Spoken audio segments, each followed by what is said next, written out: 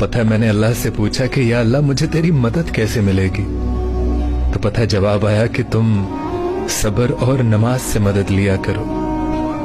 और फिर मैंने पूछा कि या अल्लाह मैं बहुत गुनहगार हूं, तो पता है क्या जवाब आया कि तुम अल्लाह की रहमत से मायूस मत हो, वो तुम्हारे सारे गुनाहों को बख्श देने वाला है।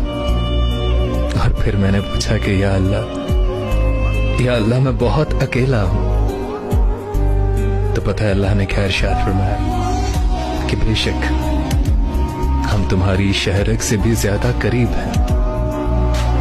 और फिर मैंने पूछा कि या अल्लाह मेरे दिल में सुकून नहीं है, तो जवाब आया कि बेशक अल्लाह ने दिलों का सुकून उसके जिक्र में रखा है।